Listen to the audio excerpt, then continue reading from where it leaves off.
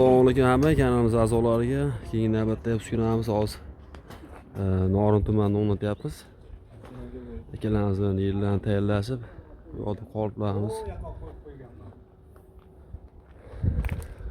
Ishlarni kecha payt kelib kuyib chiqarib ketganmiz.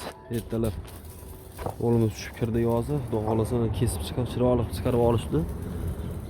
3 reskada kesilgan buni. Yo'llari ham taram-taram bo'lib juda chiroyli bo'lib chiqdi. Xolasi burchaklar, diagonalar hamma chiroyli. Bu yoqda 3 ta qolib turibdi, o'sha 17 ta qolib bilan kelgan bu yerga. Suv yo'ngishlarimiz 1 tonnalik. Bu yerda mana suv motorlarimiz montaj holatda. Kecha yomg'ir yoqqaniga ustini o'rab qo'yishdi akalarimiz. Suvlarni to'ldirib uje ishni boshlashyapti akalarimiz. Hozir mishalkalarimiz bu yoqda mana.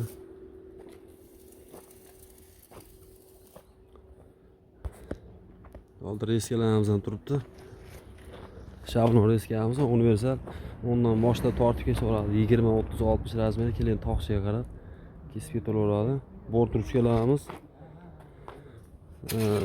qolipni bakovlar 4 tadan qisadi. 4 tali zajin bir tomonda o'zida, bitta qolip 8 ta zajin qisadi o'sha. Bu yerda hozir o'sha hisobda 17 ta qolip bilan kelgan.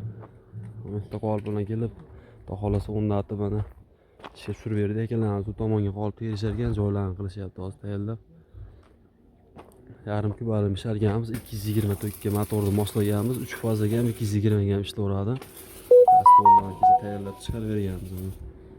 Kranchilarni 120 lik sifatli kranchilar qo'yib beryapmiz.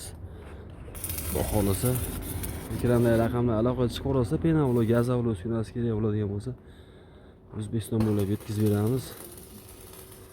Bemalol telefon qilaverasizlar. Kanalga obuna bo'lib, like tugmasini bosib qo'yishingiz nasib qilsin.